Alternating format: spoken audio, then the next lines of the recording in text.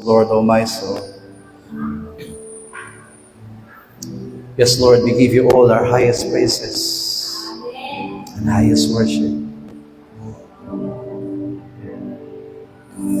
Bless the Lord, O my soul. O my soul, and worship His holy name.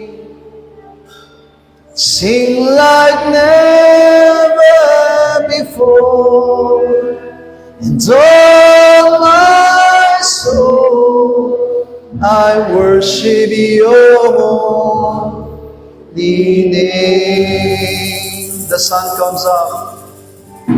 The sun comes up. It's a new day dawning. It's time to sing your song again. Whatever may pass and whatever lies before me, let me be singing when the evening comes. Bless the Lord, oh my soul, oh my soul, and worship His holy name. Sing like never before, and all my soul, I worship your holy name. If you're rich in love and you're slow to anger, your name is great and your heart is kind. For all your goodness I will keep on singing.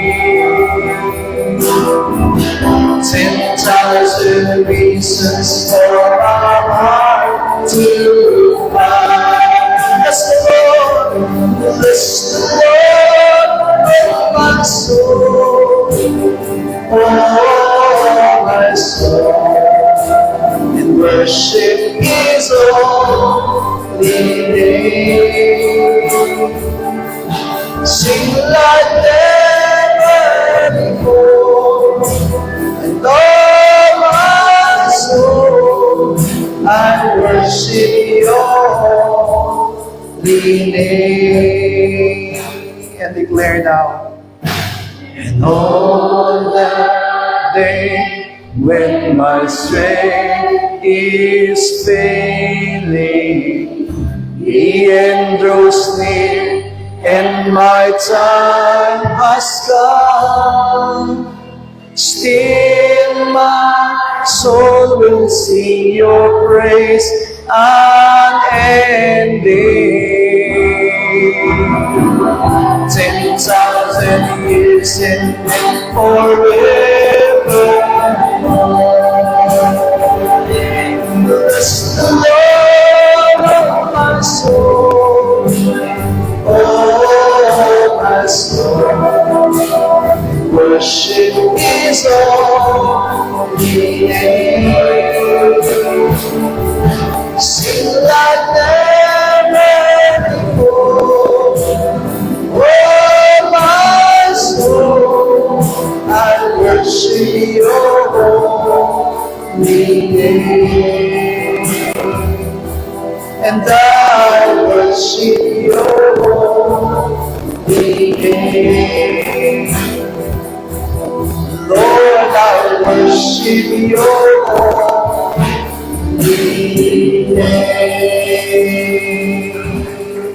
For this time, let us pray all together for ourselves, for our hearts, for our minds, that we may really receive and appreciate the Word of God today.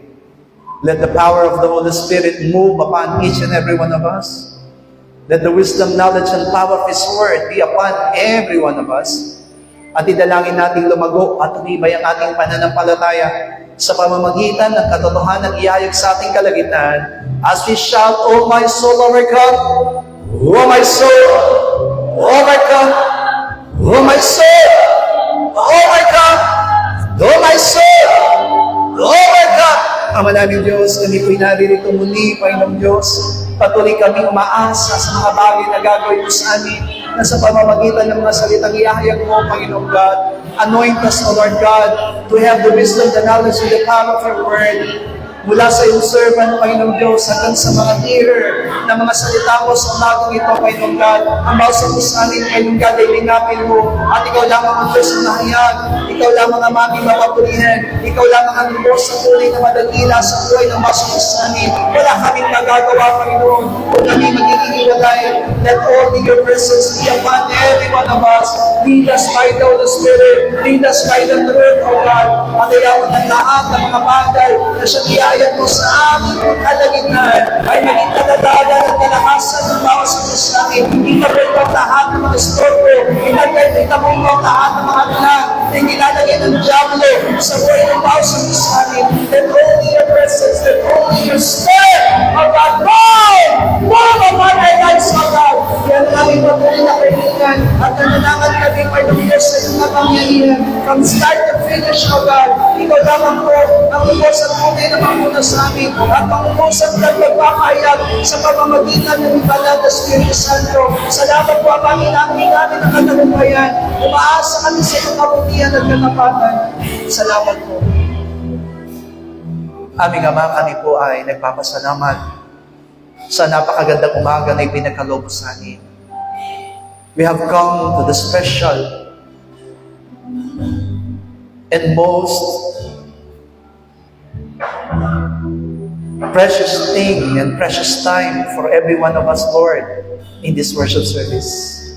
And that is to hear and accept your word, Father God. Bless our soul and spirit by the Holy Spirit. At hayaan mo, Panginoong Diyos, na lahat ng aming mapapakinggan, ang lahat ng aming maririnig ay magiging kalakasan at katatagan ng bawat sa pusanin. Panginoon, wala po kaming magagawa kung kami hiwalay sa iyo. Ikaw ang aming kalakasan at ikaw ang aming katagumpayan. Kaya umaasa kami sa iyong kapangyarihan na sa idadaloy mo sa aming kalagitnaan. At ikaw lamang ang aming mapapapuyan at madadakila, Panginoong Diyos. Ama, dalangin din ang iyong lingkod na pagpalain mo ang lahat ng mga kamay na nagbigay ng kanilang mga ikabot handog para sa iyong gawain. Bless them, O Lord God, and provide all the things that they need every day. At ayaw mo, Panginoong Diyos, na lagi silang hindi magkulang. Bagkus ikaw lamang po, Panginoong Diyos, ang tunay na mag-supply at mag-provide ng lahat ng kanyang kakailanganin. At sa lahat ng mga hindi nakapagbigay, dalangin ko po, Panginoon, maunawaan nila ang kalagahan ng pagbibigay sapagkat ito ay daan upang ang durungawan ng langit ay mabuksan, Panginoong Diyos, at maibusan lang na sagana at tunay na pagpapalang siksik, liglig at umahapaw. Salamat po, Ama, inaangkin namin ang katagumpayan at ibinabalik namin sa iyo ang papuri, ang pagsamba at ang aming paglulati. Ito po ang aming dalangin sa pangalan po ng aming Panginoon Jesus. Ang lahat ay sinigaw na malakas na Amen! Palakpakan po natin ang aming Diyos sa buhay.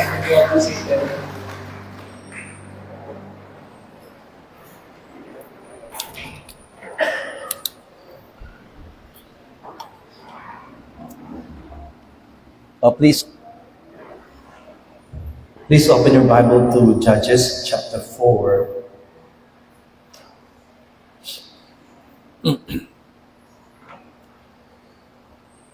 Judges chapter 4, verse 1 hanggang 6. Sabay-sabay po tayo. At ginawa uli ng mga anak ni Israel ang masama sa paningin ng Panginoon nang mamatay si Yaol. At ipinagbili sila ng Panginoon sa kamay ni Jabin na hari sa Kanaan, na nagahari sa Azor, na ang puno ng saukong yaon ay si Sisara, na siyang tumatahan sa Harosef ng mga bansa. At dumain ang mga anak ni Israel sa Panginoon, sapagat siya'y may 900 at karong bakal at 20 taong pinaghihiti niyang mainam ang mga anak ni Israel.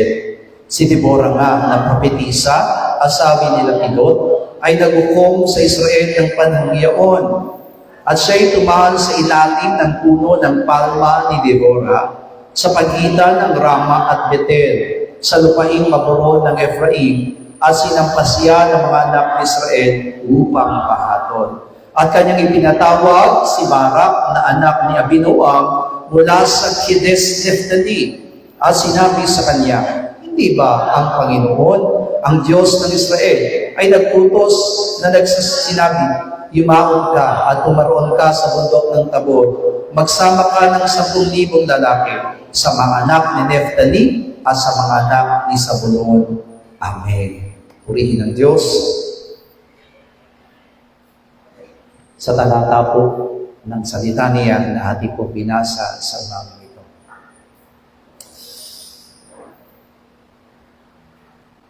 Let us stand in God's authority. Let us stand in God's authority. Israel people, before they have the king to lead them, it is God who lead the people of Israel.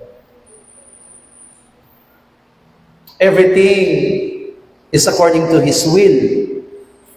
And what God wants from them is to make themselves really worthy and holy in God's eyes.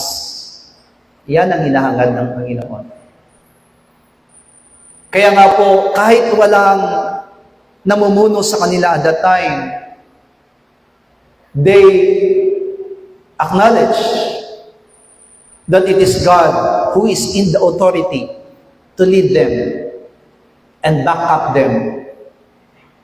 Sa lahat ng kanyang gagawin, ang katagumpayan ay ipagkakaloob sa kanila ng Diyos.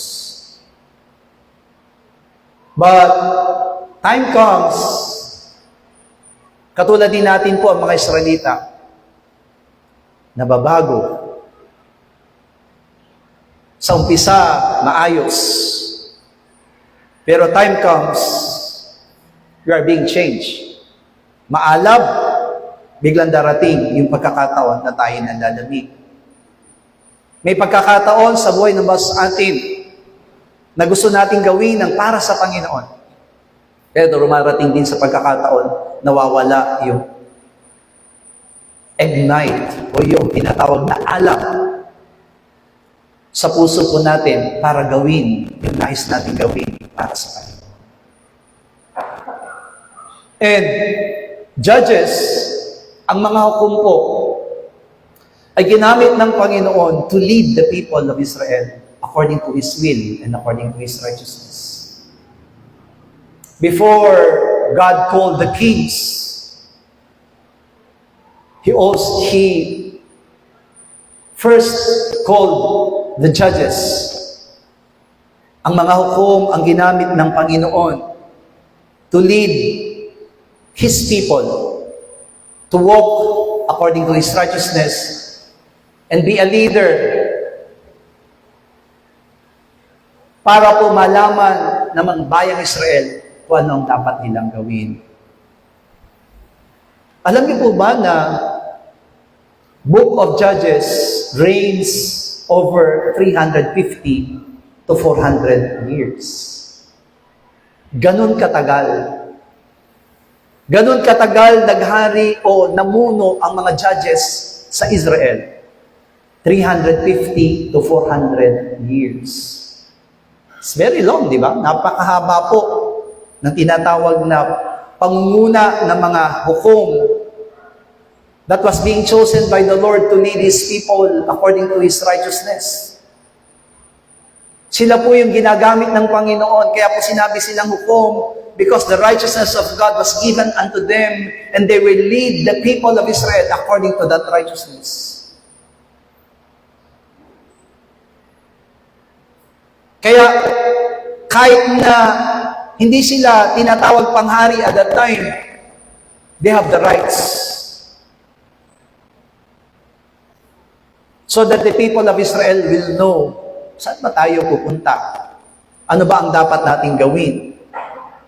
Remember, after the Lord exiled the people of Israel from the land of Egypt, mula kay Moises, tinawag si Joshua, amen po ba, na maging mamumuno sa kanila, and after Joshua was the judges.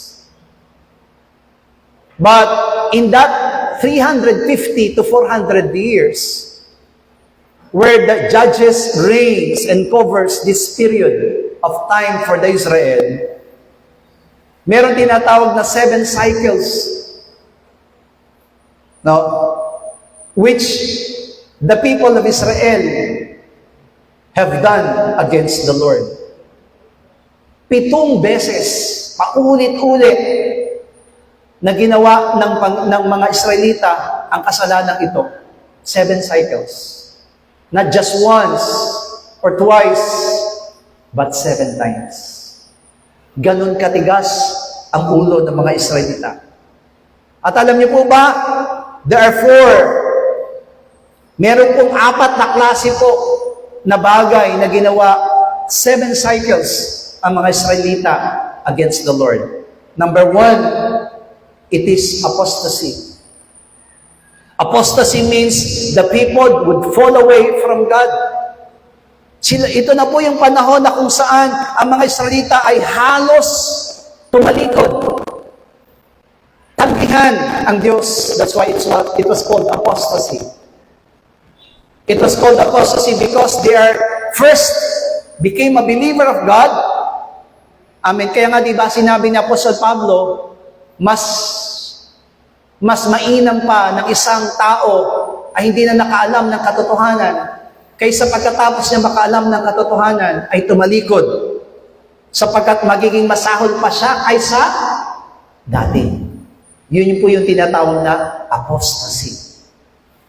So 7 times, amen po ba? Even these people have come before the Lord and repent, and then again, paulit-ulit po nilang ginagawa ito sa harapan ng ating Panginoon. Second, yung tinatawag na oppression. Oppression means God will permit the enemies of Israel to fall upon them. Amen. Kaya dumating sa pagkakataon dahil sa pagkakasala na ginagawa nila sa harapan ng Panginoon, they were being oppressed. Ang Diyos na mismo yung nagpapadala ng mga enemies to fight against the Israel. Alam po natin na God loves Israel people because that is His people. Mahal niya ang Israel. Siya ang tumawag, siya ang pumili sa bayang Israel. But because of that stubbornness of the people of Israel, God Himself oppressed them. Because they are the one who first oppressed God. Kaya ang Diyos na mismo, dahil dito ginawa ng Panginoon sa kanila, God would permit, pinayagan na ng Panginoon, and God raised enemies for them. Magtataka tayo, di ba? Ang Diyos mismo yung nagtatayo, ang Diyos mismo yung nagbibigay ng pagkakataon for other nations to fight against the Israel and oppress the people of Israel. The third one, amen po ba, na paulit-ulit din ginagawa ng Israelita in the book of Judges is repentance. Under oppression, the people would repent and call upon God. No?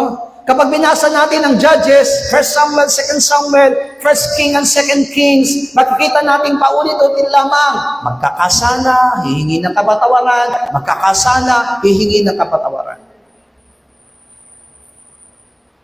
7 times. They did it before the Lord. Nagsisisi naman po sila. Ang problema, babalik din po sila doon sa tinatawag na pagkakasala. And number 4 is deliverance. Deliverance, God will raise up a leader and deliver Israel. No? Ang ginagawa ng Panginoon sa kanila, from one leader, from one judges, to another judges. Kahit na mawala sa kanila yung tinatawag na mga leader nila, o mamamatay man, o mapapatay man, yung kanilang leader, in order for us to be delivered from the enemies, God will raise up a leader for them. Ang Diyos yung magtatayo mismo ng mamumuno sa kanila. So, iyan yung storya. Iyan yung masasabi po natin, paulit-ulit na nangyari. Amen? Doon sa mga Israelita, right after Joshua have died. Judges chapter 2 verse 16, at nagbangon ng Panginoon ng mga hukom na nagligtas sa kanila sa kamay niya sa lumuloob sa kanila. This is right after Joshua died. Bilang leader po ng mga Israelita, ang Diyos mismo ang nagbangon mismo ng mga hukom upang magligtas. The purpose of the judges is to be a savior.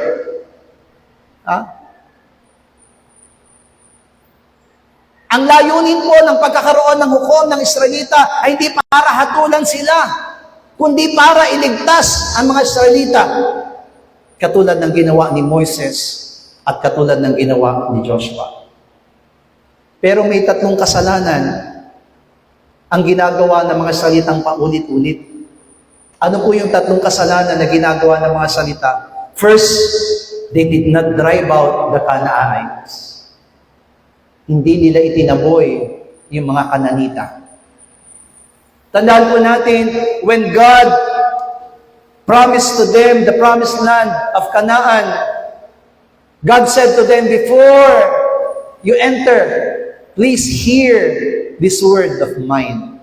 Ang sabi ng Diyos sa kanila, pagdating nyo sa lugar na iyon na inyong mamanahin at sasakupin, itaboy ninyo ang lahat ng mga tao doon, maliit man o malaki. That is the command of the Lord. Pero ang ginawa ng mga salita, nang dumating na po sila sa promised land of Canaan, instead of driving out these Canaanites, nagtira po sila. Alam niyo kung bakit? Lumaki kasi ang ulo ng mga Israelita. Ay, kailangan natin ng katulong. Wala tayong taga-igib. Wala tayong taga-linis. Amen? Samantalang sanay naman po silang maging alipin. Sanay silang magtrabaho ng kanyang sarili. Amen? Pinractice sila ng Panginoon. Tinrain sila ng Panginoon from Egypt. And then, from wilderness of 40 years, tinrain sila ng Panginoon. Pero nang makita po nila na, baka naman pwede na pagdating natin sa Kanaan ay magtira tayo ng ilan na maging alipin natin, taga-igib ng tubig, taga-linis ng bahay, tagapulot ng mga gatong na ating gagamitin sa panluto.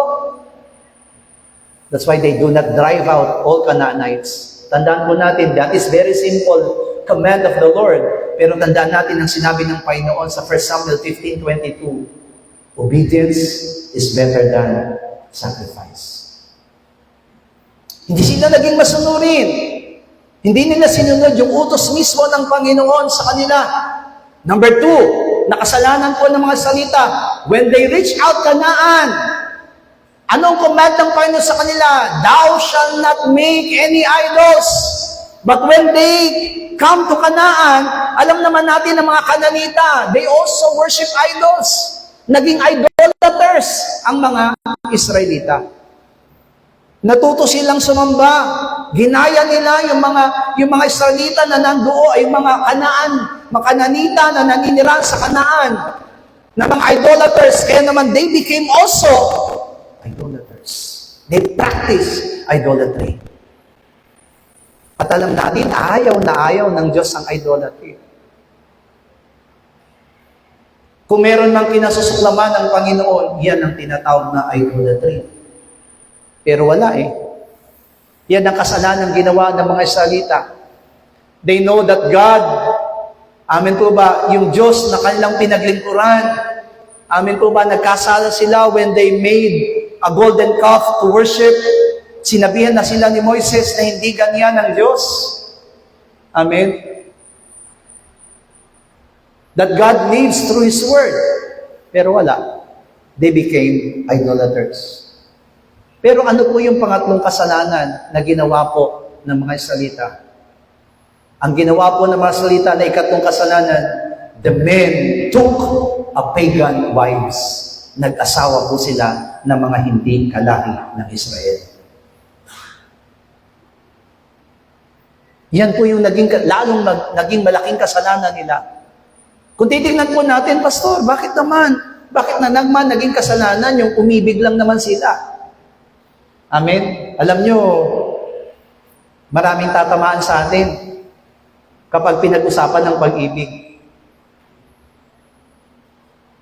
Maraming mga mananampalataya, kadami-dami iibigin, nang inibig pa, hindi mananampalataya. And then, when time comes na nagsasuffer na sila, nagkakaroon sila ng struggle about their faith, about their service to the Lord, nagre-reklamo na sila. Pastor, gusto ko na kong hiwalayan yung asawa ko. Hindi yan kasalanan ng Diyos. At naniniwala ko, totoo, umibig ka na. Pero nakalimutan mo kasi sinabi ng Panginoon sa atin, you will have a great struggle if you will, amen po ba, marry an unbelievers. You cannot be unequally yoked with the unbelievers. Kaya nga, si Adam, nung mag-aasawa na po siya, hindi siya hinayaan ng Panginoon na mamili ng kanyang mapapangasawa. It is God who made a woman for him. A woman that was being taken from his ribs. Amen? Kinuha mo sa kanyang tadyang. Bakit? Sapagkat para sila'y maging isa. At ituturing niyang hindi iba yung kanyang mapapangasawa. Pero ito yung naging kasalanan ng mga salita. Men have taken the pagan wives. Kaya kung titingnan po natin, hindi mapayagan ng Panginoon ng mga salita na mamuhay na walang namumuno. Because of this problem. Kung walang mamumuno sa mga salita right after Joshua have died, people of Israel will be wild. Walang matitira sa kanilang magiging mananampalataya pa ni Yahweh. Kundi lahat sila ay magiging tatalikod at hindi nasusunod sa harapan ng Panginoon. That's why God made and let these judges covers the 350 years to 400 years to lead the people of Israel. Yun yung masasabi po natin kapakinabangan o dahilan kung bakit kumuha ang Panginoon ng judges to lead the people of Israel. Kung papansinin po natin, ano pa ang kaugnayan ng pinapag-aralan po natin? Even in our lives, alam niyo po, minsan, ang nagiging kahinaan natin bilang mga mananampalataya, we want to live our own. Ayaw nating tayo ay pinangungunahan, ayaw nating tayo po ay mayroong naglilid sa atin o pumupukpok sa atin. At ang katwiran natin, kaya ko naman. Ang tanong, kaya ba talaga natin? That's why even in the church, God called pastors, teachers, apostles, even evangelists, and teachers to lead the church of God according to His will and according to His righteousness. Alam niyo po ba na bago naging ganon, yung binanggit ko po na kasalanan ng mga salita na tatlong bagay na ginawa o nagawa ng mga salita laban sa harapan ng Diyos. They're all in good heart. Tignan po natin. Judges chapter 2 verse 7. Judges chapter 2 verse 7. Sabay-sabay po tayo. At naglingkod ang bayan ng Panginoon sa lahat ng mga araw ni Josue. At sa lahat ng mga araw ng mga matandang natirang nabuhay kay Josue na nakakita ng mga dakilang gawa ng Panginoon na kanyang ginawa sa Israel.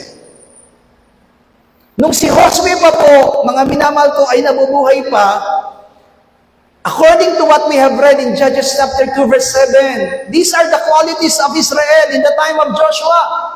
All of them live according to the will of God. Lahat po sila sumusunod.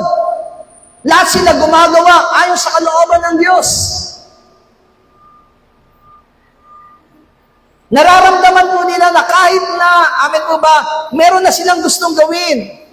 Pero tingnan po natin, nabasa natin mula sa talatang 7 na lahat ng bayan ay naglingkod sa Panginoon.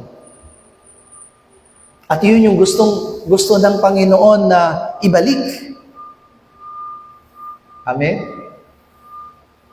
Kaya nga po sabi ko po sa inyo, this really, amen, we can see ourselves through this topic. Ganyan din minsan ang nangyayari. Meron tayong dati. Amen. Nung tayo po ay unang naglilingkod sa Panginoon, maaring naranasan natin ito na yung paglilingkod natin kakaiba kaysa ngayon. Kung ang paglilingkod mo sa Panginoon ay mas maalab pa ngayon kaysa sa dati, praise the Lord. Pero kung i-check mo ang sarili mo na kung ang paglilingkod mo ngayon ay hindi na katulad ng dati, maybe God is talking to you right now and you need to come back and return to God. Hallelujah. Wala pong pinasasaringan ang salita ng Diyos. Pero naniniwala tayo na sa pamamagitan ng salita ng Diyos, nalalaman natin kung saan na ba talaga tayo. Ano na ba talaga yung kalalagayan ng bawat isa sa atin? Why? Because the Word of God is a mirror. Isang salamin para makita natin ang ating mukha. Isang salamin para makita natin ang ating itsura. Isang salamin para makita natin kung ano na po ang ating ginagawa. Meron na ba tayong uling? Meron ba tayong dumi sa ating mga mukha? O maayos pa rin po tayo katulad ng dati? Kaya nga sabi po ni Apostol Pablo, ang isang taong nakikinig ng salita ng Diyos ay parang isang taong humarap sa salamin. Amen. Paulit-ulit niyang inaayos sa kanyang sarili at tinitignan niya kung meron siyang dumi sa kanyang mukha. Pero ang isang tao po daw na nakinig ng salita ng Diyos, matapos umalis doon sa salamin, ay hindi niya nalalaman kung anong kanyang itsura. That's why we need the Word of God. Kailangan natin yung salita ng Diyos so that we can see ourselves. Kaya nakakalungkot, di po ba? Kung titingnan po natin, kung i-compare natin ang mga Israelita in verse 7, hallelujah. Yan po yung kalalagayan nila. Kung titingnan po natin, nakakatuwang isipin na itong mga Israelitang ito, when Joshua lead them, nung si Josue pa po yung naglilid sa kanila, makita natin yung paglilingkod nila, yung pagsunod nila, matanda man o bata, ginagawa ang dakilang kalooban ng Diyos. But right after Joshua died, what happened? The people of Israel became wild. Kaya, minsan ganyan din ang nararamdaman ng lahat po ng mga mananampalataya. Kaya tingnan niyo po yung transition in verse 10 up to 13. Tuloy po natin yung verse.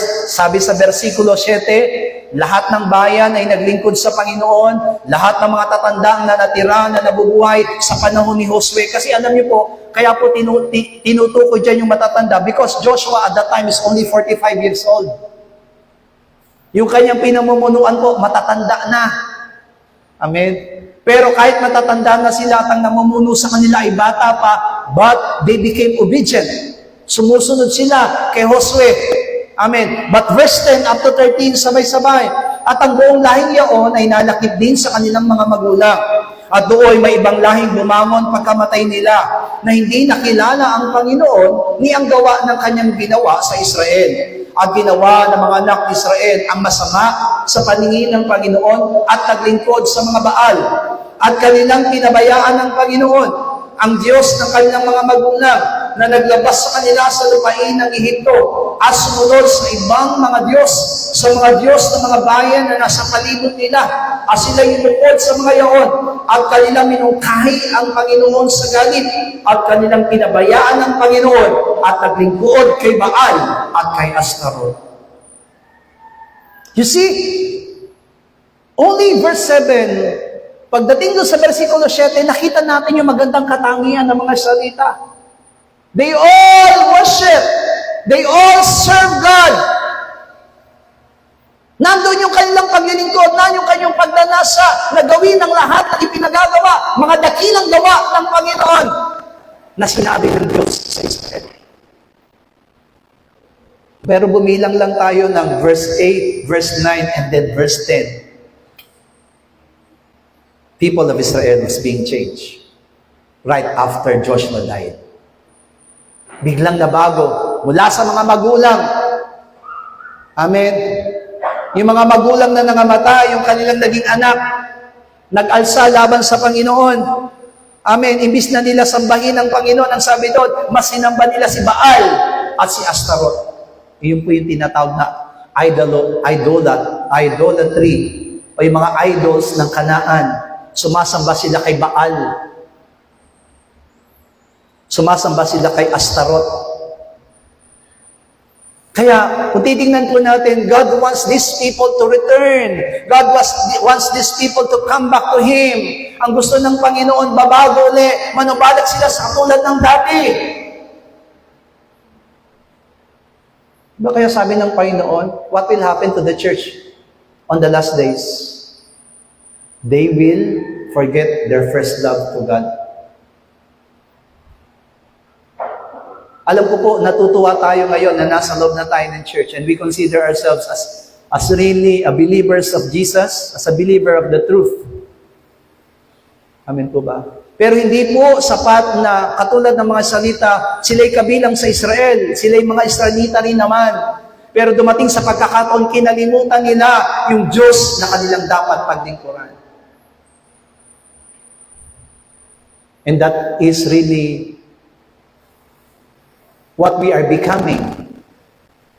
Yan yung nangyayari ngayon sa church as a whole. Yan yung nangyayari ngayon sa maraming mga mananampalataya. Totoo po yung kanilang physical ay nasa loob ng iglesia, but their soul and spirit belongs to the world. Kaya wala silang nararamdamang pagnanasa, wala silang nararamdamang kagalakan habang sila'y nasa loob ng iglesia. Hindi nila nararamdaman ng kasabikan, hindi nila nararamdaman yung kagalakan ng paglilingkod sa harapan ng Panginoon. At kung ito'y dumarating na sa pagkakataon, ito na'y nangyayari na sa ating mga buhay, malungkot na po tayo. Pero matuwa din tayo sa umagang ito sapagkat ang Diyos ay nagpapaalala sa atin. Kasi we need to see ourselves. Ang kailangan lang natin gawin kung tayo po kung nakikita natin yung sarili natin para akong Israelita. Dati ang alab-alab ko, gusto kong maglingkod, gusto kong gawin ang lahat ng ipinapagawa ng Panginoon, dakila man niya.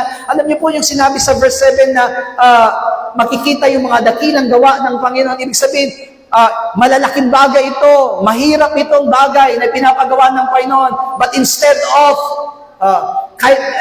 imbis na sila'y magreklamo, imbis na sila'y tumanggi, sapagkat malaking gawain ito. Pero sabi nila, no, we will do it.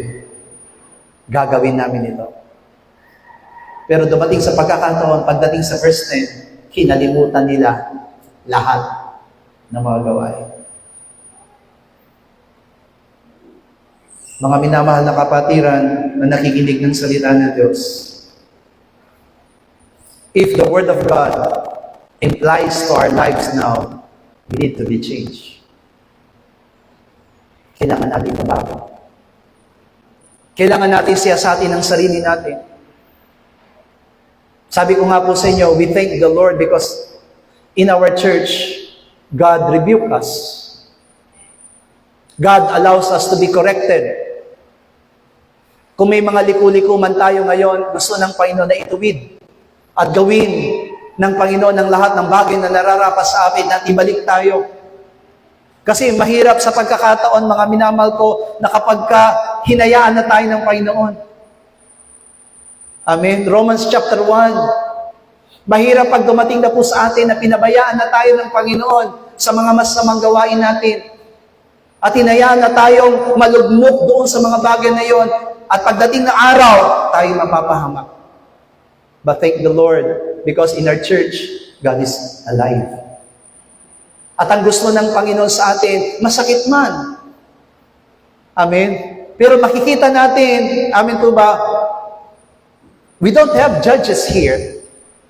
Sapagkat ang tunay na judge natin ngayon ay ang ating Panginoon. Hallelujah. I'm not judge. I'm not here to judge any one of you.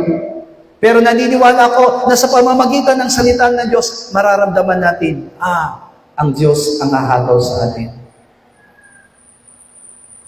Kaya nagpapasalamat tayo sa Panginoon sapagkat binigyan tayo ng salita niya.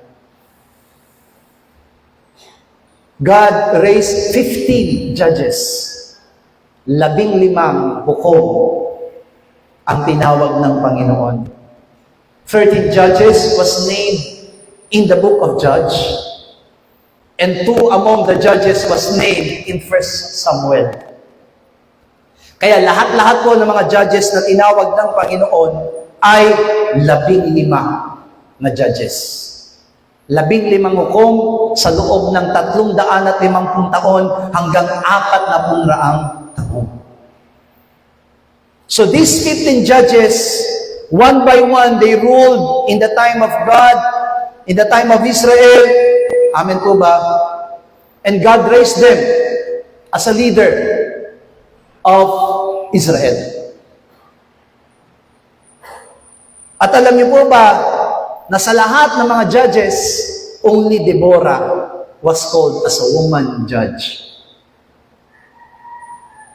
Si Deborah lamang po ang tinawag po na hukom na babae. Lahat po ng 14 na hukom ay lalaki. At si Deborah lamang po ang tinawag ng Diyos na babae. At alam niyo po, kung titingnan po natin yung sitwasyon, Deborah was called when Israel is in the time of need. Tinawag si Deborah po, mga minamahal ko ng Diyos. It is at the time of the great need of Israel. Kaya naniniwala po ako na God will also raise, kahit ano ka pa, babae ka man o lalaki, ay pwede kang tawagin ng Panginoon. Hindi gender ang makakahadlang. Kundi kung kinakailangan na ikaw ay itayo ng Panginoon para gamitin niya to correct other Christians, other believers of the church, God will raise you up right now. Pero ang gusto lang ng Panginoon, you must stand in the authority of God. Ganyan ang ginawa po ni Deborah. Ano po yung tinatawag na need? Bakit tinawag ng Diyos si Deborah? Because Israel is in the great need of revival. Amen. Kailangan sila ulit manumbalik. Katulad ng dati. Amen. Minsan yan po yung nawawala ngayon. Amen po ba? We are dying. Maraming mga mananampalataya ngayon dying. Halos mamamatay. They're all experiencing so much trouble in their lives. Kaya kung ang kapatiran po natin ay nangangailangan ng revival, baka ikaw ang gagamitin ng Diyos na itatayo niya. Pero ang habilin sa iyo ng Panginoon, stand in my authority, ang sabi ng Panginoon. Israel is also in the great need of Savior. Kailangan ng tagapagligtas. Bakit? Mapapahamak na po sila. Kung hindi tatawag ang Panginoon ng isang hukom na maglilid sa kanila o magliligtas sa kanila, paano na? Tayo po, tinawag tayo. Hindi tayo tinawag na solo ng Panginoon. Tinawag tayo, may responsibility tayo sa ating kapatiran. Hindi ka tinawag para ikaw lamang ay solo maligtas. Pero tinawag tayo dito bilang magkakapatiran. Ibig sabihin, whatever happens to your seatmate, ano man ang mangyayari dyan sa katabi mo, may pananagutan ka. Sabihin mo nga sa katabi mo, may pananagutan ka sa Diyos para sa akin. Amen. Kaya ibig sabihin, kung yung katabi mo, kasi almost every Sunday, yung katabi natin, yan din ang katabi natin every Sunday. Hindi ko alam, para tayong classroom. Amen? Nagiging para tayong classroom. Kung ano yung upuan natin last week, yun din yung upuan natin this week. Amen? Alam niyo po ba na nang nandun kami sa Korea, pag nagpupunta po kami sa Korea, sa Korea po kasi kapag uma-attend po kami doon sa ating main church dati, lahat po kasi ng foreigner, isa lang ang lugar. Hindi ka pwedeng lumipat. Pag foreigner, dito lang kayo. Kaya, pag foreigner po, sama-sama po foreigner, Afrikano, Singaporean, Filipino, mga taga-India, amen. Iba-iba po kami, basta foreigner, sa isang lugar lang po kami. But sometimes we want, amin po ba, gusto-gusto ko sana na, hindi ko naman kasama yung kapwa ko Pilipino. Mas gusto ko naman kasama ko ibang lahi. Amen. Umupo ako sa ibang upuan naman. Pero iba ko ba, pagdating sa church, hinahanap nyo kagad yung upuan nyo. Parang pag-aari nyo yung upuan na yan. Na hindi nyo maiwan-iwan. Bibilangin nyo pa, 1, 2, 3 table. Pang-4 akong table. Pang-5 akong table. Amen. Binibilang natin. Kaya siguro, parang umiikot na lang yung ating buhay pananampalataya doon sa kapatiran na meron tayong katabi. Hindi pa naman natin masyadong nagiging ugali yung makipagkamayan pagkatapos ng worship service, lalo na yung iba nagmamadali ng lumabas. Amen. Hindi mo na nakakamayan yung table number 6, table number 7, table number 9. Ang nakamayan mo na lang, iyang katabi mo. Pero walang masama. Pero kailangan bantayan mo yung katabi mo. Dahil kapag nawala yung katabi mo, may pananagutan ka. Amen? Sabi mo nga sa katabi mo, pag nawala ka, pananagutan kita. Hallelujah. So, huwag kang mawawala.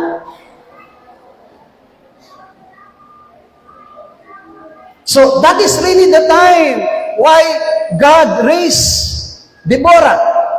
Because that is the time Israel is in the great need of Savior.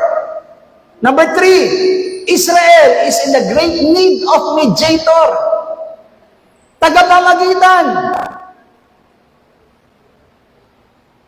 So tayo po, lahat, mga minamahal ko, it is not only the pastors, but all of the church members are mediator. May pananagutan tayo sa mga kapatiran natin para mamagitan sa Diyos. Amen. Kaya nga, pwede tayo lumapit sa kapatiran natin. Kapatid, pwede mo ba akong ipanalangin? Hallelujah. At pwede rin po tayong lumapit sa kapatiran natin. Gusto mo, kapatid, ipanalangin kita? Hallelujah. Pero alam niyo po, madalang na yung ganyan ngayon. Wala nang lumalapit sa mga kapatiran para magpapanalangin at wala na rin lumalapit sa kapatiran para manalangin. Bahala ka sa buhay mo. Panalangin mo yung sarili mo.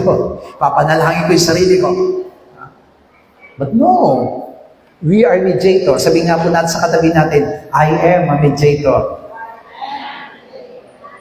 Kaya nga kapag nananalangin po kami, umaga man o hapon, asahan po ninyo kasama kayo lagi sa panalangin namin. Hindi po kayo nawawala sa panalangin namin. Tinataas mo namin kayong lahat sa panalangin namin. Hindi man namin mabanggit ang iyong mga pangalan. Pero kayo po'y nakakaranas ng panlalamig at panlulupaypay, kasama kayo namin sa panalangin. Kung nakakaranas kayo ng karamdaman, kasama kayo sa aming panalangin. Hindi po namin kayo nakakalimutan. Kasi mediator tayong lahat. Hallelujah. At bilang mediator, hinahangad ng Panginoon na tayo pong lahat ay maging tagapagmagitan ng kaluluwa, ng isang kaluluwa sa Diyos. So again, Deborah is wife of Lapidot. Siya po'y asawa ni Lapidot. Alam niyo po ba ang ibig sabihin ng salitang Deborah? Ang ibig sabihin po ng salitang Deborah sa English po ay bee. Sa Tagalog po ay bubuyog. Deborah means bee. Sweet. Di po ba? Sila yung nagbibigay ng tamis doon sa honey na iniinom natin. But, sting to the enemy. Meron siyang kamandag na nakamamatay para sa kanyang mga kaaway. Deborah also, amen po ba? Ang ibig sabihin pa po ng salitang Deborah is torch. Alam niyo po ba yung torch? Yung ginagamit po sa sulok. Amen? A torch. He's a torch-like spirit who make another one to be lightened. Yun pala yung trabaho. Yun pala yung ibig sabihin ng Deborah. Ang ibig sabihin pala ng Deborah, nagbibigay liwanag sa iba. Amen. Nagbibigay ilaw sa iba. Kaya nga po, she was a honeybee to her friends, but a sting bee to her enemies. Hallelujah. Nagbibigay tamis para sa kanyang mga kaibigan. Pero, pagdating sa kaaway, makamandag. Tandaan po natin, hindi tao ang kaaway natin. Si Satanas lamang ang kaaway natin. Kaya nung tinawag siya ng Diyos bilang asawa ni Lapidot, hindi niya sinabing, asawa lang po akong babae. Bakit hindi si Lapidot ang tawagin po ninyo? You know, God saw something from Deborah. Deborah is very susceptible to God. Pag sinabing susceptible, nakatawag agad siya ng pansin sa paningin ng Diyos. Pwede kang gamitin ng ating Panginoon. Hindi dahil sa ikaw ay asawang babae lamang. Pwede kang gamitin ng Panginoon. Hallelujah. Kaya hindi pwedeng sabihin natin ng mga babae, hindi pwedeng gamitin ng Diyos. Pwede kayong gamitin ng Diyos. Kahit na ikaw ay marites, yung pagkamarites mo, gagamitin yan ng Diyos. Hallelujah. Kaya, di ba, kaya nakakatuwa. Maaari sasabihin natin, wala siyang kakayanan. But he became a prophetess. He became a judge to lead the people of Israel. Pero ano po yung magiging, amen, ano yung magiging trabaho ni Deborah? Ang magiging trabaho ni Deborah is to lead all the people of Israel and act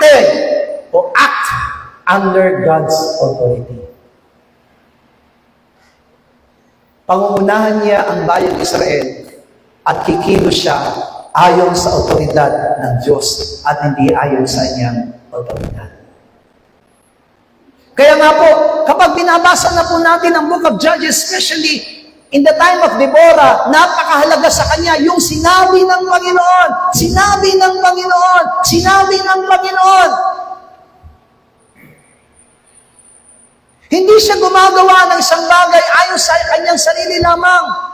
What most important thing, mabigat man yan, mahirap man yan, pero dahil yan ang sinabi ng Panginoon, He will obey. Yan si Deborah.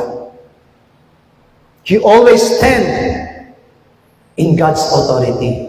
Pinaninindigan niya kung ano yung otoridad na ipinagkaloob sa kanya ng Panginoon. At yan, yung unang, masasabi po natin, yan ang pinakaunang standard ng Panginoon. Kung gusto mo magamit ngayon, kung gusto mo ngayon na papanumbalik ka, kung gusto mong bumalik sa dati na maalab na pananampalataya o maalab na paglilingkod, ang iyong pananampalataya at pananalig sa Panginoon, you need to stand in God's authority.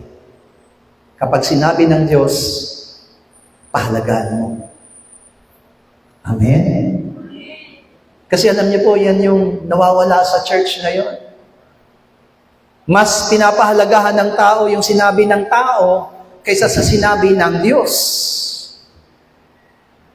Pero tandaan po natin, hindi tayo lingkod ng tao, lingkod tayo ng Diyos.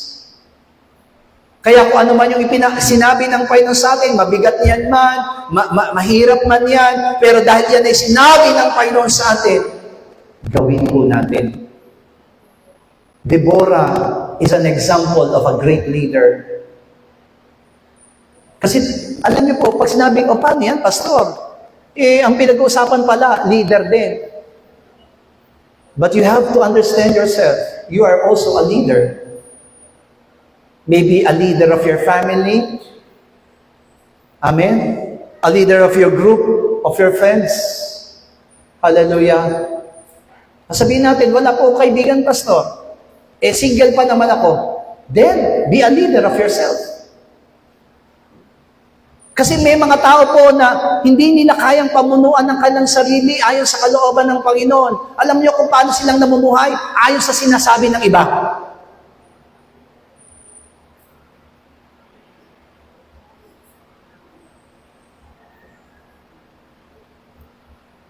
Pero bilang mga mananampalataya, as a leader, you need to stand in God's authority. Kung ano yung pinapasabi ng Panginoon, you can lead your life. Hindi ito yung pinapagawa ng Panginoon sa akin. Hindi ko dapat ito gawin. Tingnan po natin, Judges chapter 4, verse 6 and 7. Sabi dito, at kanyang ipinatawag si Barak. Ito po yung matapos po na tawagin ng Panginoon si Deborah.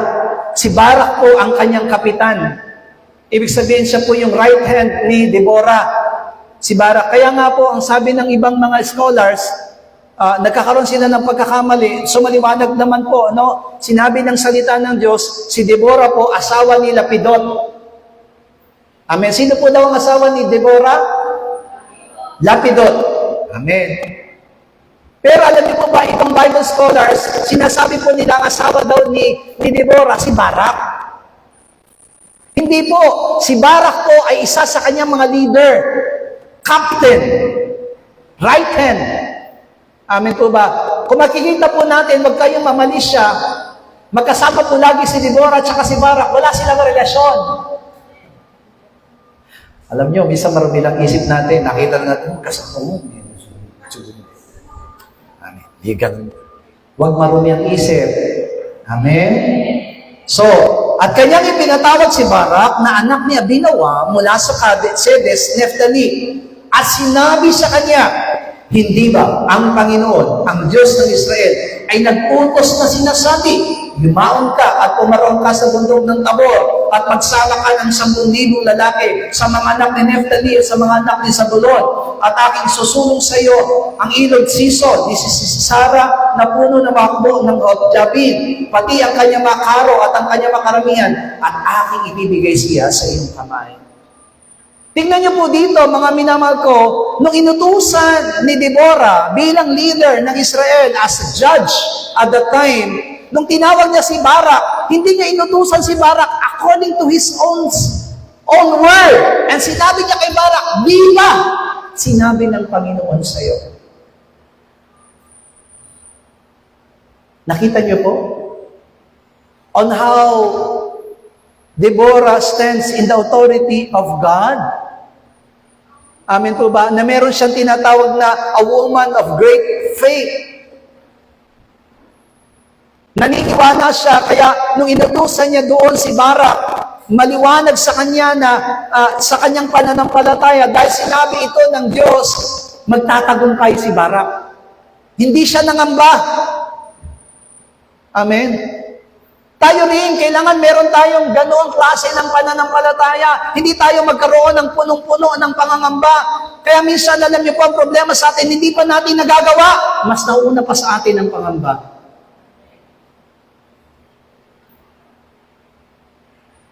Nagulat ako sa opening prayer kanina. Palakpakan nga po natin ang Panginoon. Kasi yung nag-opening prayer natin, kilala ko siya magsalita. Very malambing. Pero kanina nung nanalangin siya, mayroong tapang at kapangyarihan.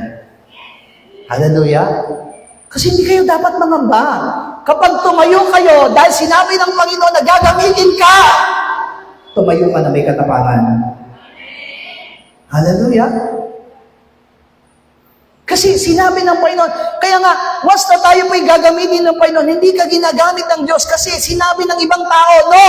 Ang maliwanag sa iyo, katulad ni Barak, niliwanag mismo ni Deborah sa kanya, ang Diyos ang nangusap at nagsabi sa iyo. That's why, Deborah, transfer. Alam niyo po ba, nag-transfer siya ng tinatawag na katapangan kay Barak. Kayo po ba, ano bang tinatransfer ninyo? Amen. Sabi mo nga sa katabi mo, nililipat ko sa iyo ang tapang. Tapang ba talaga yung tin? Amen. Hallelujah. Kailangan, katulad tayo ni Deborah, because he has that great faith, a woman of great faith, tinatransfer niya. Amen. Nakita ko yung pag-transfer niya kay Barak. Barak, maging matapang ka. Amen. Yumao ka. Ibibigay yan ng Panginoon sa iyo ang kamakamay. Amen. Last Friday, hindi po kayo naka-attend eh. Nung last Friday din po, nagulat din ako. Nung offering na. Kasi nakayuko po ako ganyan, nagbabasa ako ng magiging topic ko, biglang may kumanta. Napaganyan po ako. Special number. Wow! Hallelujah! Why? Because kung anong kaya nila, kaya mo rin. Kung anong magagawa nila, magagawa mo rin. Hallelujah! Kaya lang minsan kasi nauna sa atin yung pangamba. Pero tandaan po natin, it is also the season of great need. Sa panahon ngayon, maraming mga mananampalataya ang nalalamig at nalulupaypay. And praise the Lord, meron tayong 5 kaluluwa na bisita ngayon sa ating iglesia. Amen. Palakpakan po natin ang ating Panginoon. Naghahanap sila ng church and they were invited by Brother Gerald. Pero sorry po, last day yun na po makikita si Brother Gerald ngayon. First and last, because Brother Gerald tomorrow will go to Roma already. Magpapastor na po siya, magiging manggagawa na po siya ng Dimawit. Pero salamat sa Panginoon at naparito po kayo sa aming iglesia.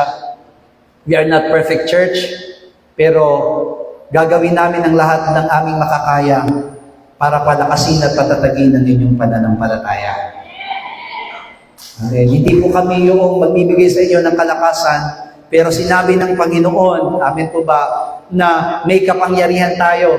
Bawat sa po sa atin ay binigyan ng kapangyarihan at lakas ng loob ng Panginoon na gawin ang lahat ng bagay ayon sa kanyang dakilang kalooban. Kaya,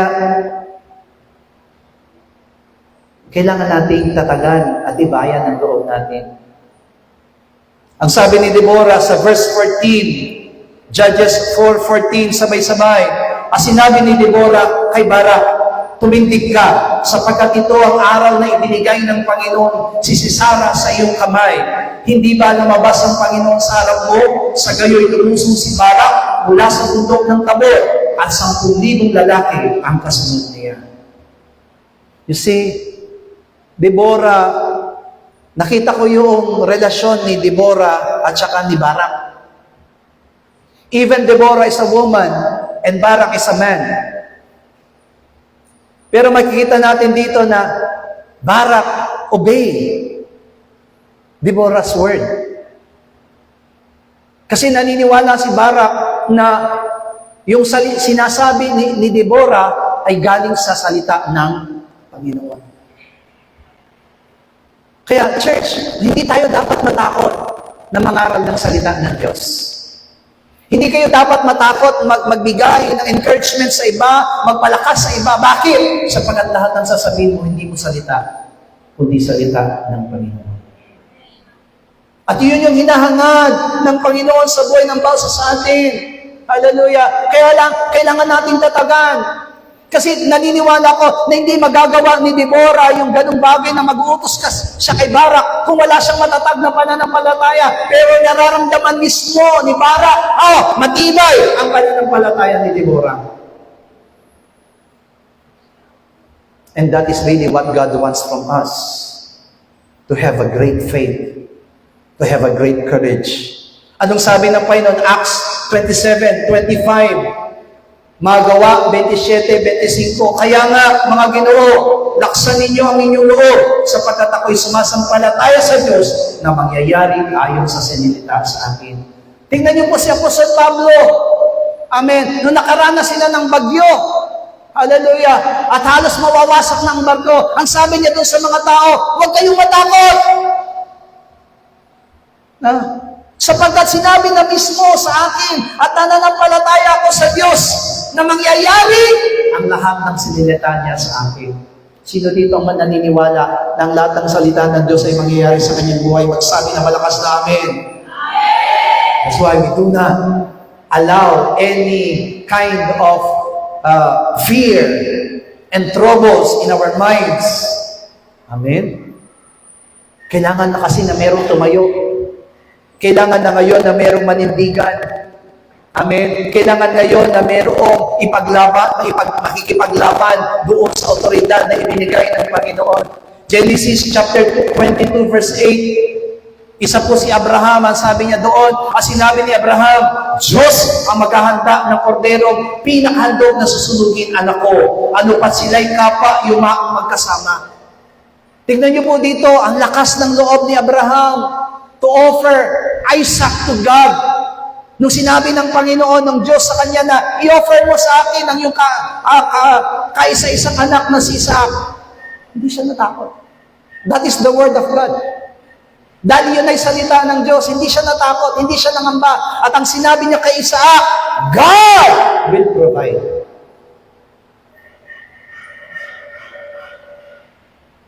He never changed his mind. Church, kung nababago yung isipan nyo ngayon sa paglilingkod at pananampalataya ninyo, we need to, again, to come back to the Lord.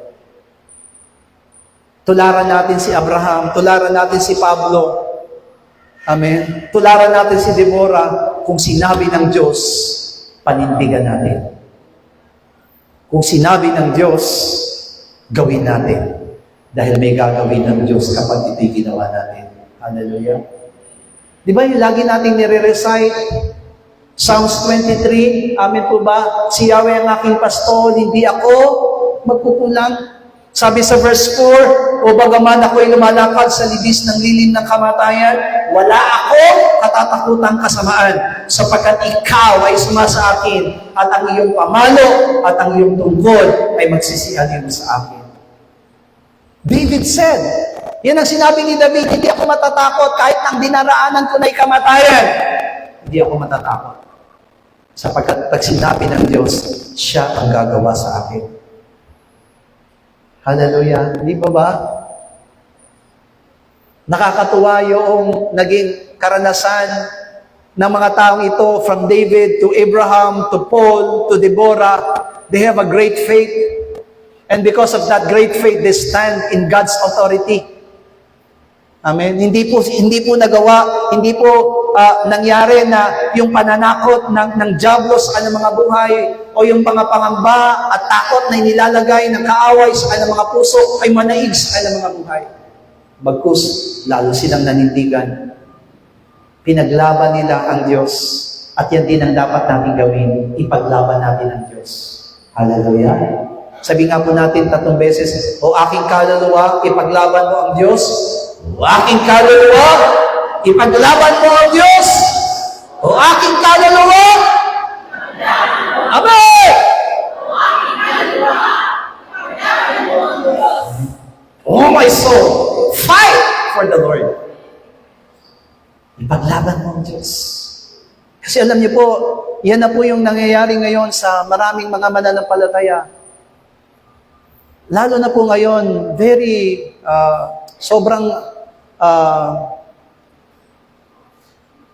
this is really the time that our faith is really fragile. Napakadelikado. Kung di tayo magiging matibay sa ating pananampalataya, this is the time that the Satan or the devil will try to remove us from our faith, from our service to the Lord. Amen? Bakit? Gusto ng diablo, hawaan niya ang church. Ninanakaw ng diablo, ng sanlibutan, yung atensyon ng mga mananampalataya sa loob ng iglesia. And we need to be changed. Kailangan natin mabago. Hindi tayo dapat magpatangay, hindi tayo dapat matangay ng kaaway o ng diablo. Hayaan po natin katulad ni Deborah, in this great need of Savior, sagipin natin po sila. Hallelujah. Sagipin natin yung mga kaluluwang nangangailangan ng kaligtasan. Pangalawa, Deborah was a woman of great courage. He was not only a woman of great faith, but he was a woman of great courage. Sabi doon, facing an enemy which seemed impossible to overcome, but Deborah showed no fear, but encouraged Barak to go forward. Amen? Alam niyo po, nakakatuwang isipin na si Deborah bilang isang babae, marami siyang kaaway. Alam natin, ang Israel at that time, pinanggigigilan. Pero alam niyo po, nalungkot ako last night kasi binomba ng Israel ang Lebanon. And kung di po ako nagkakamali, 200 children died. 200 bata ang namatay. Sa kabila po noon, mga minamahal ko, sa kabila ng kalungkutan ko, naunawaan ko na rin mabuti. Kasi nung panahon po ng mga salita na nakikipaglaban, ang utos ng Panginoon sa kanila, patayin ang lahat, bata at matanda. Nasabi ko, Lord, wala akong magagawa Kasi naniniwala ko, kaya gumagawa ang bayan mo because it was led by your will. Kaya dito, makita natin, now, alam niyo po, nakaka-surprise Lebanon, Iraq, Iran, Pakistan, amin po ba? Philistines, and even Egypt are go against with Israel. Hindi lang po sila ngayon maraming kalaban. Kahit noong panahon po ng mga judges, marami silang kaaway.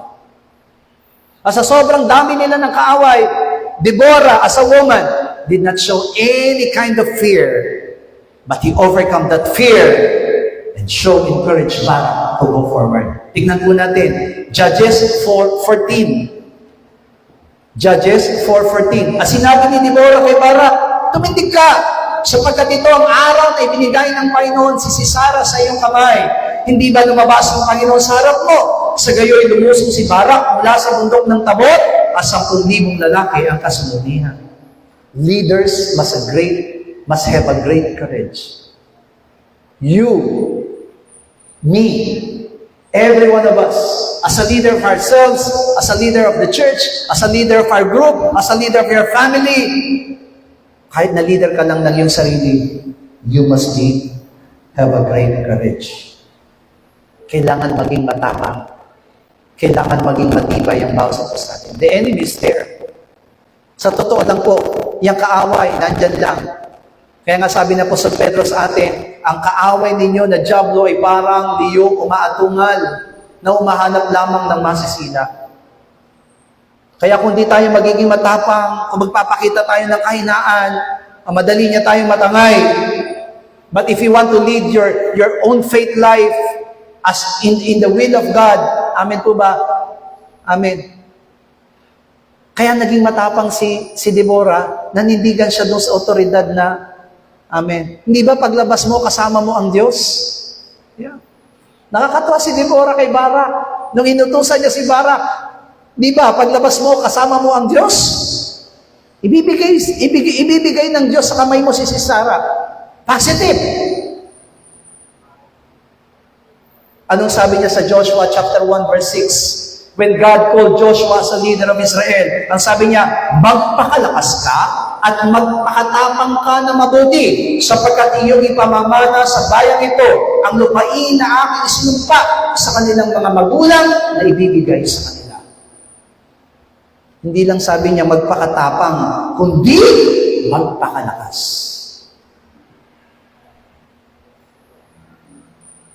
This is God's command to every one of us. Kung di tayo magpapakalakas, kung di tayo magpapakatapang, amin po ba, how can we lead? Amen? So, stand in God's authority.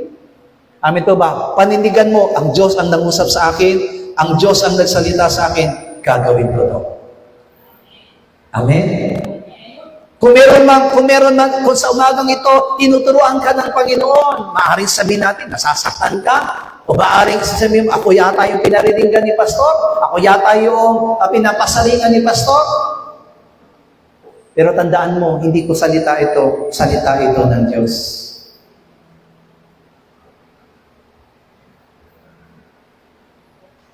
And as a people of God, you need to depend only on God's Word. Pangawakan mo, panindigan mo yung salita ng Diyos. Psalms 27 verse 14. Amen. Awit 27:14. Mag-antay ka sa Panginoon. Ikaw ay magpakalakas at magdalang tapang sa iyong puso. Oo, umasa ka sa Panginoon. Hallelujah. Si David, hindi lang siya basta matapang. Marami siyang napatay na kaaway. Kaya nga po, maraming dugo sa kanyang palad at hindi siya karapat-dapat magtayo ng templo para sa Panginoon. Pero makikita natin dito, mga minamahal ko, na yung tapang pala niya, yung lakas pala niya na ginagamit ay hindi sarili niya. Anong sabi niya sa salita ng Diyos? Umasa ka sa Panginoon. Kung sa atin lang, wala talaga tayong kakayanan. But if we will try to trust in God, everything is possible. Hallelujah. Lahat ay magiging posible. Lahat ay magiging magaan. Lahat ay magagawa ng bawat sa atin. Depend on God's Word. Manindigan tayo doon sa sinasabi ng salita ng Diyos. Judges chapter 4, amen po ba? Verse 6, nung sinabi ng Panginoon sa kanila, hallelujah, nung iniutos ng Panginoon sa kanila, chapter 4, verse 6, at kanyang ipinatawag si Barak na anak ni Abinoam mula sa Kedes Naphtali, at sinabi sa kanya, hindi ba ang Panginoon, ang Diyos ng Israel, ay nag-utos na sinasabi? Ididiin mismo ni Deborah, amen po ba? You will not only obey me, but you will do it because God has said it. Dahil sinabi yan ng Panginoon. Kaya nga, halimbawa po, ipinagpe-pray po kayo. Amen po ba? Walang kapangyarihan yung nagpe-pray. Pero maniwala kang sinabi ng Diyos, ang lahat ng nananalig sa Kanya, ano man ang hilingin ipagkakaloob. Manalig ka, gagaling ka. Hallelujah. Kung may pangangailangan kang pinansyal, may pangangailangan ka sa iyong buhay, nagpapanalangin ka, walang kapangyarihan, yung tao yun na nanalangin sa iyo para ipagkalooban ka. Pero kung pangahawakan mo ang pangako ng Diyos, ang sino mang kakato, ang sino man po na maghahanap, makakasumpong at pagbubuksan. Then you will receive. all the answers of prayers. Bakit? Nanindigan ka sa autoridad ng salita ng Diyos. Depend upon what God said. Manalig ka, manghawak ka doon sa sinasabi mismo ng salita ng Diyos. Kaya tingnan niyo po, Revelations chapter 20, verse 11 to 15. Revelations o pahayag 20, 11 hanggang 15. At nakita ko ang isang malaking luklukang maputi at ang nakaluklok doon na nasa kanyang harapan. Ang lupa at ang langit ay tumakas at walang nasumpungang kalalagyan nila. At nakita ko ang mga patay, malalaki at maliliit, na nakatayo sa harapan ng luklukan at nangabuksan ang mga aklat at nangabuksan ang ibang aklat na siyang aklat ng buhay. At ang mga patay ay hinatulan ayon sa mga bagay na nasusulat sa mga aklat ayon sa kanyang mga gawa. At ibinigay ng dagat ang mga patay na nasa kanya, at ibinigay ng kamatayan na tanghali sa mga patay na nasa kanila, at sila hinatulan, bawat tao ayon sa kanyang mga gawa. At ang kamatayan ng Hades ay binulit sa dagat-dagatang apoy. Ito ang ikalawang kamatayan. Sa makatuwid ay ang dagat-dagatang apoy. At kung ang sino ay hindi masumpong ang nakasulat sa aklat ng buhay, ay ibinulit sa dagat-dagatang apoy. Church, who are those people? Sino yung mga taong yun na nasumpungan yung kanilang pangalan sa aklat ng buhay? These are the people who obey the word of God. Diba? Sila po yung lumakad. Sila po yung gumawa ayon sa sinabi ng Diyos sa kanila. Hindi sila natakot. Kahit na humarap sila doon sa tinatawag na kamatayan, pero nung humarap na po sila doon sa luklukan ng hukuman ng ating Panginoon, hallelujah, lahat ng mga pangalan na nakalagay sa aklat ng buhay ay binayaan ng buhay. Church, what we want, ang gusto natin, maisulat ang pangalan natin sa aklat ng buhay. Ang tanong, nakasulat na po ba yung pangalan ninyo sa aklat ng buhay? O sa aklat ni Bombay? Amen? Saan po ba nakasulat yung ating pangalan? Naka-register po ba tayo sa PSA? O doon sa grabing PSA? Sa langit, sa aklat ng buhay. We need to be sure. Kailangan natin pakasiguro, mga minamahal ko, mahirap na naglilingkod tayo, pero yung pangalan natin, hindi nakasulat sa aklat ng buhay. Baka sabihin niyo, Pastor, amen, pagdating natin doon, nauukuman na tayo, Pastor, akala ko nakasulat na yung pangalan ko sa aklat ng buhay. Hindi ako nagsusulat. Pati ang pangalan ko, gusto ko makasulat din sa aklat ng buhay. That's why I'm trying to obey God's word. Amen. Sabi mo nga sa katabi mo, sundin mo ang salita ng Diyos upang ang iyong pangalan ay nasa aklat ng buhay. Isa lang ang pamamaraan para ang pangalan may maisulat sa aklat ng buhay. Hallelujah! Sundin mo ang salita ng Diyos. But if you will be stubborn, hallelujah, darating ang pagkakataon, mga minamahal ko, baka akala natin makakasama tayo sa buhay na walang hanggan, pero hindi pala tayo makakasama. Bakit? Anong sabi na sa John 12:48? John 12:48, sabay-sabay, ang nagtatakwil sa akin at hindi tumatanggap sa aking mga pananalita ay may isang nahatol sa kanya. Ang salita aking sinalita ay siya sa kanya ay hahatol sa ating araw. Diba? The Lord Jesus Christ will not judge us, but the word that He has given to us, it is the one who will judge us. If we will not obey that word, kaya nga mahalaga na manindigan tayo, tumayo tayo sa otoridad ng Diyos. Nasaan ba yung otoridad ng Diyos? Nasa Kanyang salita. Amen? If we will not stand on God's authority, if we will not stand on God's word, then we will be judged. Our names will not be found in that book of life. Hallelujah.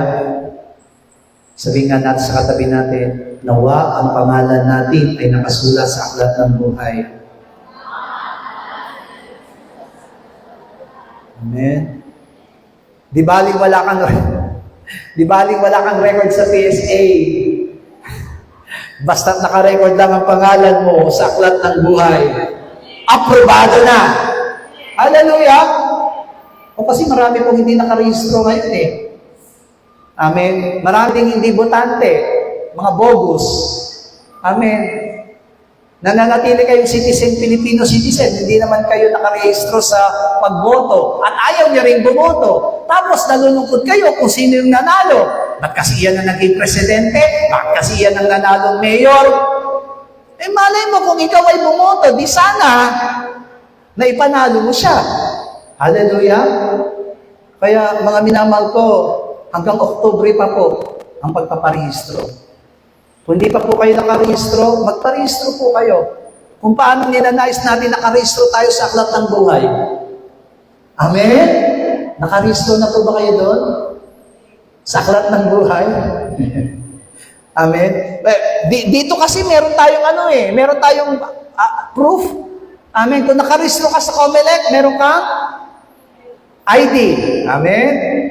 Ngayon, paano natin malalaman na nakarehistro na yung pangalan natin sa aklat ng buhay? If you know that you obey God's word, then, hindi na kailangan ng ID. Nakasulat na sa aklat ng buhay ang pangalan mo. Amen. Lastly, Deborah had ability to inspire and encourage. Sabi ko nga po sa inyo kanina, babae siya, pero grabe yung pag-utos niya kay Barak.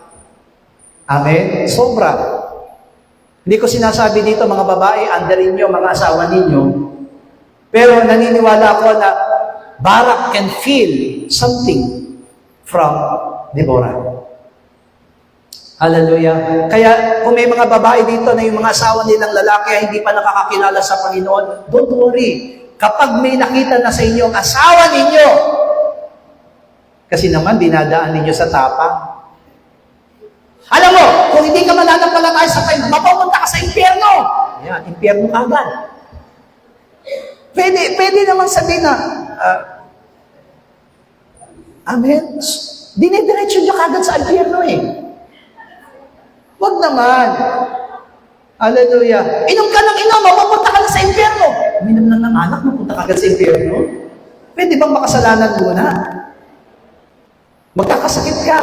Amen? So, katulad ni Deborah, you need to have a heart of inspirations and encourage. Hallelujah. Bakit? Kasi sabi ko nga po sa inyo, because Deborah stands in God's authority, hindi niya ipinapakita na ginagawa niyang inutusan si Barak kasi akong leader, akong dapat masunod. Hindi po. Ang nakikita natin kay Deborah kung bakit madaling sumunod si Barak, because I see, Deborah will not tell me anything kung hindi sinabi ng Diyos. Amen? Kaya, kung halimbawa gusto nyo ipaglaban ng inyong pananampalataya, gamitin niyo ang salita ng Diyos. Huwag yung sariling tapang. Amen? Kung gusto ninyong sumunod yung asawa ninyo, alam mo, sabi ng salita ng Diyos, hindi ako. Yang katawan natin, templo ng Espiritu Santo. At kung sino man ang sisira sa katawang yan, parurusahan ng Diyos. Kasi templo niya yan, pag-aari niya yan. Gusto mo maganon mangyari sa'yo? Kaya sundin mo yung salita ng Diyos. Huwag mong sirain yung templo yan bilang pagsunod mo sa Diyos. Amen? Laklak ng alak. Kaya araw-araw. Di ka na nagsawa. Di, syempre, di ba? Siya yung lalaki. Mas matapang siya sa'yo. Huwag kong ganon. You need to have a heart and ability to inspire and encourage others. Sabi nga sa Hebrews chapter 10, verse 24, Hebreo 10:24, at tayo'y mga tinginan upang tayo'y mga udyok sa pag-iibigan at mabubuting gawa. Alam niyo po ba ibig sabihin ng mga tinginan? You need to have concern. Amen? na kapag tinitingnan mo yung kapatiran, meron kang malasakit. Hallelujah. At yung malasakit na yon ay dahilan ng iyong pag-ibig sa Kanya. Amen? Yun ang pinaka number 1 kinakailangan ng basa sa atin. Hebrews chapter 3 verse 13. Hebreo 3:13. Ngunit kayo'y mga pag-aralan sa isa't isa araw-araw. Samantalang sinasabi, ngayon, baka papagmatigasin ang sino man sa inyo ng daya ng kasalanan. Sabi ng Panginoon sa atin, mga pag-aralan sa isa't isa araw-araw. Try to encourage everyone, every day. Hallelujah. Magpalakasan tayo sa bawat araw. Papagtibayin natin ang pananampalataya ng bawat isa. At hayaan po natin maranasan ng bawat isa. Amen. Tayo'y nagpapalakas sa kanila. Kung halimbawa man na may kasama ka ng lulupaypay, huwag kang mahawaan niya, kundi hawaan mo siya ng kalakasan. Yan ang pinakakailangan natin. Church, we need to live like Deborah. We need to lead our own spiritual life according to the Word of God, according to God's authority. Let us have a great faith. Amen po ba? A great courage. Amen po ba? A heart, an ability to inspire and encourage others. And let us depend only on God's Word. Yan ang kailangan natin gawin. Na kahit na anumang mangyari, saan man tayo pumaroon, saan man tayo dalhin o ipadpad ng Diyos sa ating mga buhay, sumunod tayo sa sinasabi ng salita ng Diyos. Hallelujah. Huwag tayong tumulad sa mga Israelita. Kung sinabi ng Panginoon, itaboy, itaboy. Hallelujah. Pag sinabi ng Diyos, itapon, itapon. Amen. Huwag na nating paghinayangan. Hallelujah. Kung ipinapatapon niya ng Panginoon, wag niyo ng paghinayangan. At higit sa lahat, kung kayo'y mag-aasawa, mag-asawa kayo ng mananampalataya. Amen? Piliin ang mananampalataya. Sabihin natin, Pastor, kasi matitigas din ang ulo ng mananampalataya, at least mananampalataya. Kasi pagdating ng araw, pwede mo pa siyang ibalik sa Diyos. Hallelujah, kasi mananampalataya siya. Kung matigas man ang ulo niya ngayon, pero dahil may pananampalataya na siya sa Diyos, ang Diyos ang magbabago sa kanya.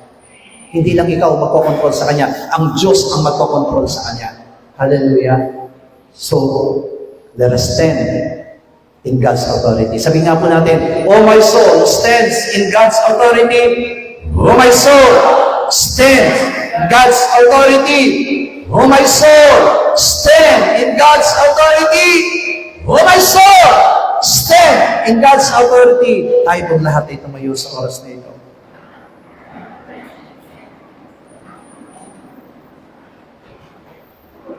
Amen. Awitin nga po natin ulit yung ating opening song.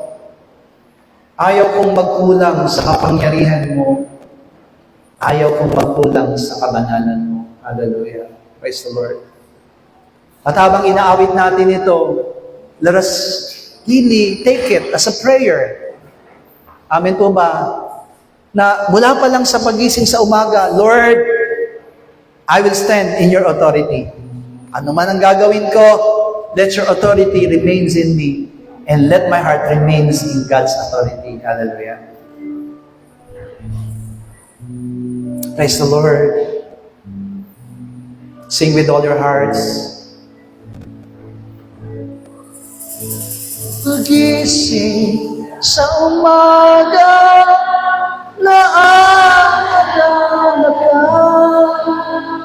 nasasabi ang puso ko na makapiling ka.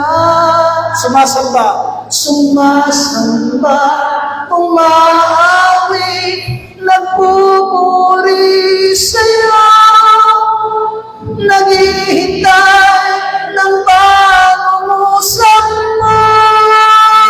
Minsan na, oh, pagising sa umaga, sing with all your hearts, nasasabi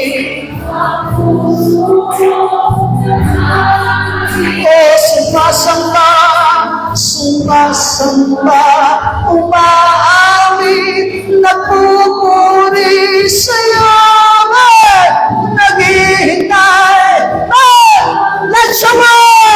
Ano na yun? Ayaw ko, yes, Lord! Amen!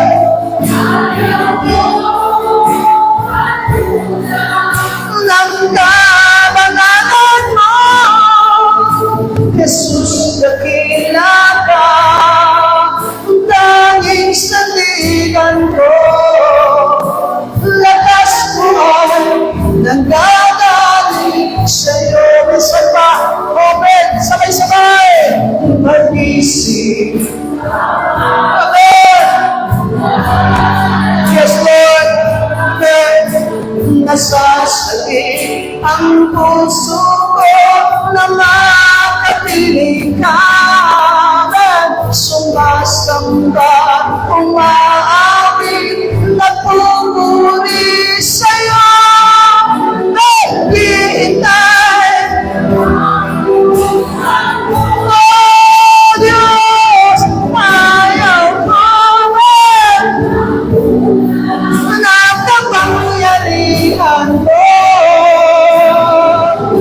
Ayaw ko ng kabanalan mo. Jesus, dakila ka, aming sandigan ko. Lakas ko ay nanggagaling sa'yo. Ayaw mo pagkulat ng kapangyarihan mo. Amen! Amen! Jesus, dakila ka, tanging sandigan. Come on, church! Lakas ko ay nanggagaling sa'yo. Ayaw ko ng kapangyarihan mo.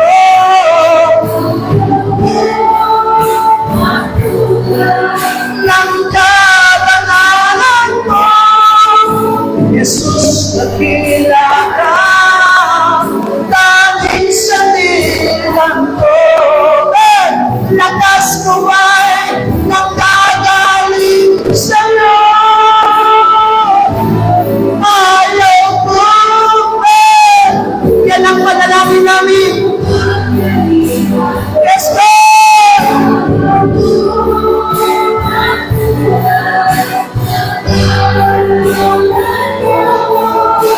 Jesus, dakila ka, tanging sandigan ko. Lakas mo ay nanggagaling sa'yo. Lakas mo ay nanggagaling sa'yo. Lakas mo ay nanggagaling sa'yo. Bigyan natin ang pinakamalakas sa palakpakan natin, yes, Lord! Hallelujah!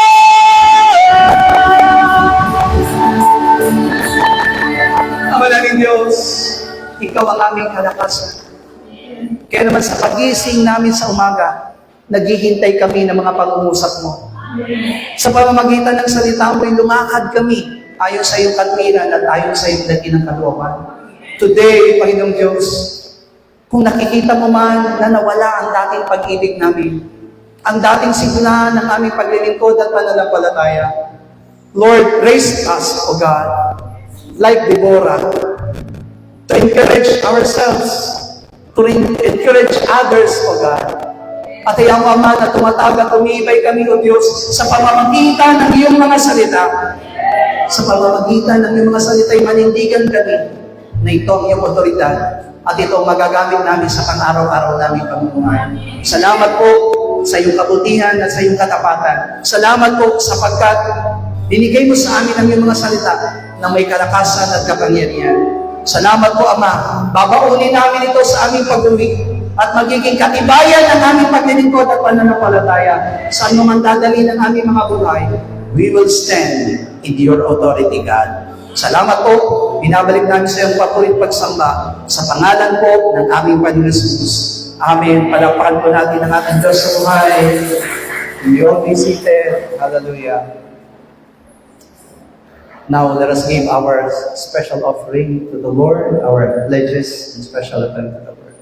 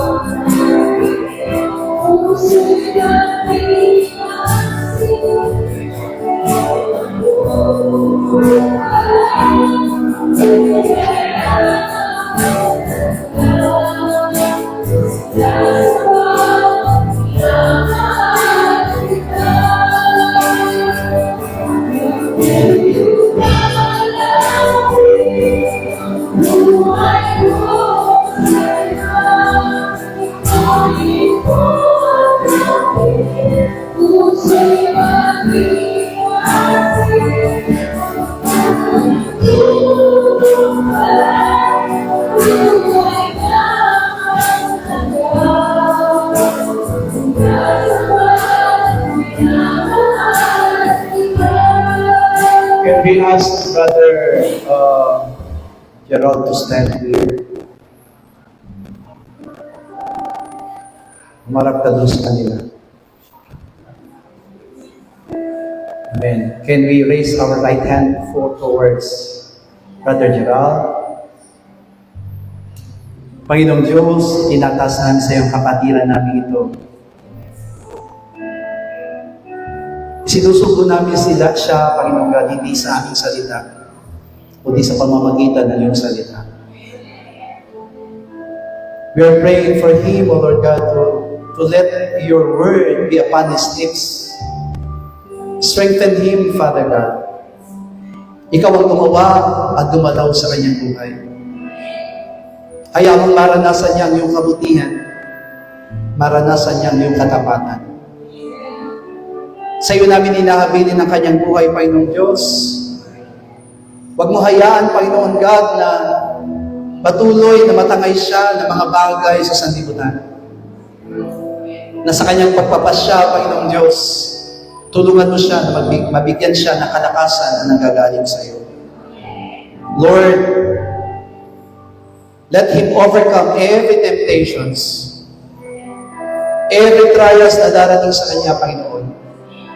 Turuan mo kanyang puso na magtiwala sa iyo, Panginoon.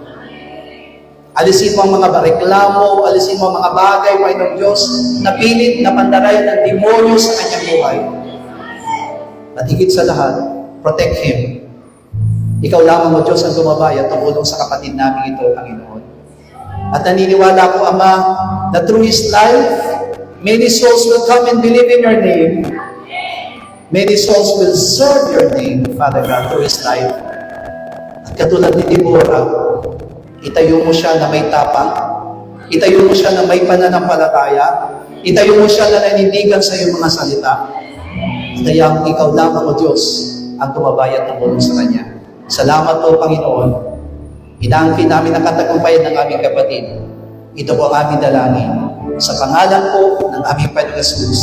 Amen. Palakpakan po natin ang ating Diyos sa buhay. So, Brother Gerald will proceed to Aurora tomorrow. So, please pray for him. Panalangin po na siya, hindi po ganun kadali. Pero pag dumating ang pagkakataon na talagang ayaw niya at hindi niya kaya, pwede naman siya kumayaw. Pwede naman siyang mag-back out. Pero ang back out, talo. Amen. Ang nagba-back out, talo. Kung hindi mo na kaya, sabihin mo sa Panginoon, Lord, palakasin mo ako. Patatagin mo ako. Amen. Kung saan ka ilalagay ng Panginoon, kung saan ka dadalhin ng Panginoon, malay mo sa Aurora ka rin makapag-asawa. Hindi natin alam. Alam niyo po ba, minsan, sometimes we do not know. Kaya, kung ano man yung mangyayari sa iyong buhay, basta kami dito sa Philippine Holy Church Las Piñas, laging mananalangin para sa iyo. Kaya, yun yung magbibigay lakas ng loob sa iyo. Merong nagpe-pray sa akin, merong nag-i-intercede sa akin. Lagi nila akong kasama sa panalangin. So, lagi niyo po siyang isama sa panalangin. Amin po ba? God bless you all. Blessed be the name of the Lord. Tayo po tatay tumayo sa ito. Bless the Lord. Wait po. Ano po ba? Let us pray the Lord's Prayer. Hallelujah. Ama naming nasa langit, sambahin nawa ang pangalan mo. Ikaw nawa ang maghari sa akin. Sundin nawa ang iyong kalooban dito sa lupa tulad ng sa langit. Bigyan mo po kami ng pagkain kailangan namin sa araw na ito at patawarin mo po kami sa aming mga kasalanan tulad ng aming pagpapatawad sa mga nagkakasala sa amin. At huwag mo kami iharap sa mahigpit na pagsubok, kundi ilayo mo po kami sa masama sapagkat iyo ang kaharian at ang kapangyarihan at ang kapurihan magpakailanman. Amen. God bless you! Hallelujah, bless the Lord. Amen. Blessed be the name, blessed be the name, blessed be the name of the Lord. Blessed be the name, blessed be the name, blessed be the name of the Lord. Hallelujah.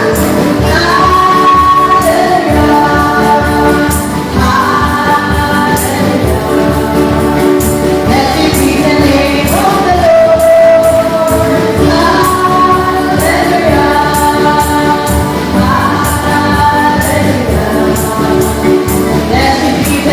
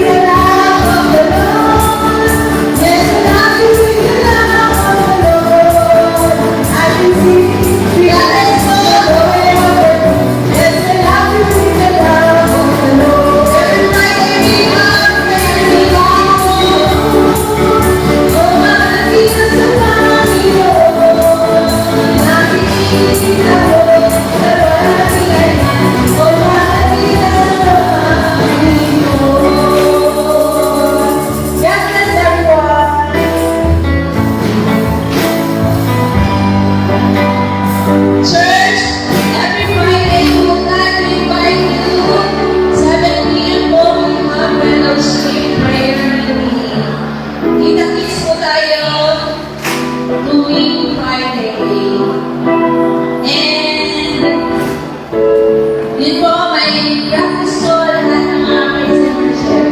Meron din po tayong gawain every Saturday para sa mga group. Our UPC 3 p.m. back for